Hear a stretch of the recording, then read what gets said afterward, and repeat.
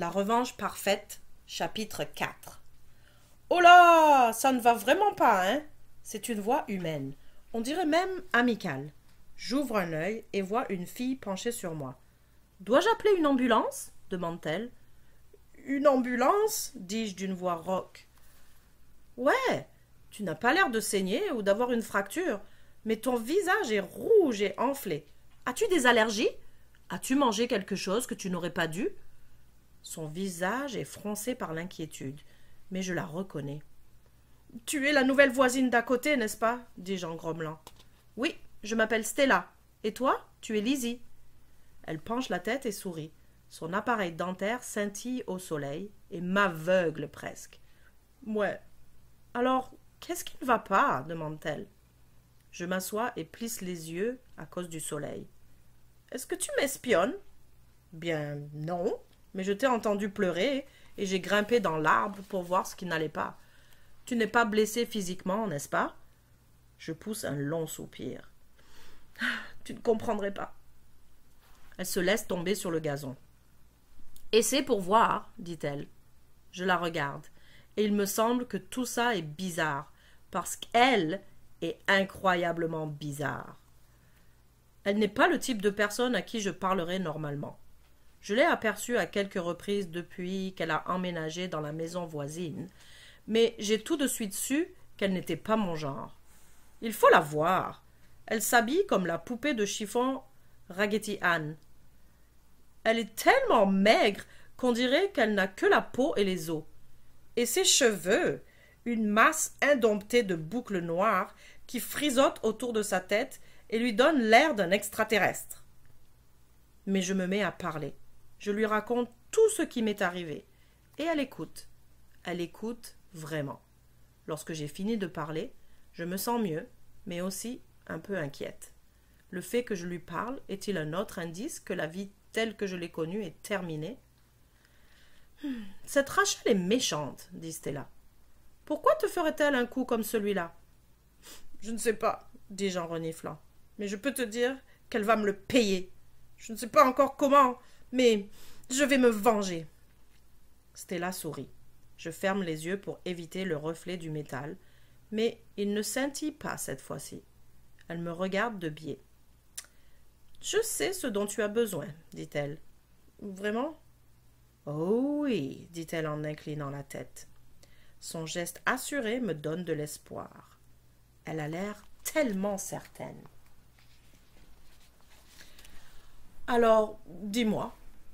Tu dois faire appel à la magie, dit-elle. Je la dévisage. La magie? Tu te moques de moi?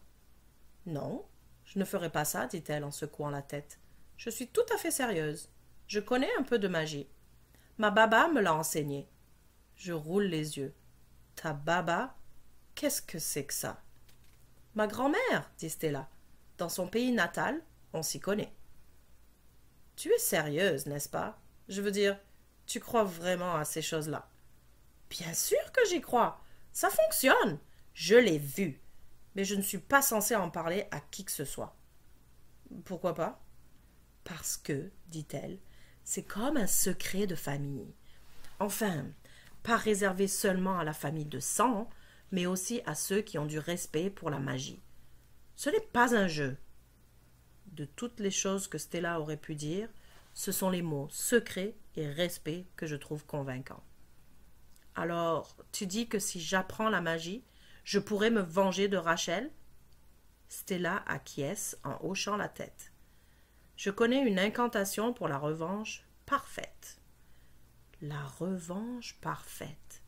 Ces mots apaisent mon cerveau surchauffé comme une brise fraîche. Ah, une lueur d'espoir perce la déprimante obscurité de ma détresse. Je commence à imaginer des choses. Une verrue sur le nez de Rachel, grosse et velue, des touffes de poils qui lui poussent dans les oreilles. Oh, et pourquoi pas ses aisselles déversant une sueur nauséabonde. Je commence tout juste à m'échauffer lorsque Stella m'interrompt.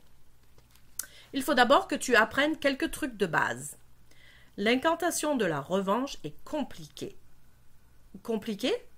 Que veux-tu dire? Je veux dire que si tu jettes un sort, il te reviendra multiplié par 3. Pardon? Stella hésite, puis commence à tortiller une mèche de cheveux sur son doigt. Elle tortille intensément. Voici. Lorsque tu pratiques la magie, tu travailles avec le pouvoir de la nature. L'énergie prend forme ou se plie à ta volonté, en quelque sorte. Mais avant de puiser à la source du pouvoir, tu dois t'aligner sur ce pouvoir. Est-ce que ça te semble compliqué? Ouais. Aïe, dit-elle. C'est qu'il y a beaucoup à expliquer. Difficile de savoir par où commencer. Je deviens soupçonneuse. Je pense que Stella invente tout à mesure. Est-ce que ça peut être si difficile si elle arrive à le faire? Donne-moi un exemple. Ou mieux encore, fais-moi une démonstration. Elle rit. Tu veux me voir disparaître ou quoi? Non, mais à bien y penser, puisqu'elle le suggère. Je veux que tu me montres un truc simple, un truc élémentaire pour débutants. Dit-elle. Bien, je vais te montrer une incantation facile, et lorsque tu seras prête, tu l'essaieras toi-même. D'accord. Bon, voici, dit Stella en se redressant. Répète après moi. Au compte de 1, le sort est opportun. Au compte de 1, le sort est opportun. J'ai un léger picotement dans la colonne vertébrale. Au compte de 2, le sort est audacieux. Je répète, et les poils de mes bras se hérissent. Au compte de 3, la magie, c'est moi. Lorsque je répète cette phrase, je me sens branchée sur la bonne longueur d'onde. Waouh! Et maintenant? Eh bien ça, dit Stella, c'est une simple incantation. Maintenant, tu penses à ce que tu veux qu'il arrive. Tu plantes l'idée fermement dans ta tête. Tu peux allumer une chandelle. Ensuite, tu prononces les mots et visualises ce que tu veux voir arriver. C'est tout? Et puis, ça arrive? Peut-être pas tout de suite, dit-elle. La magie opère quand bon lui semble. Il faut être patient. Je m'apprête à lui dire que je suis déçue lorsque j'entends l'auto de ma mère. Oh non, dis-je en gémissant. Quoi? Demande Stella. Je pense que le directeur était censé appeler ma mère au travail. Je vais passer un mauvais quart d'heure. Est-ce que ta mère ne croira pas tes explications? Je ne sais pas, dis-je en haussant les épaules. Je vais bientôt le savoir.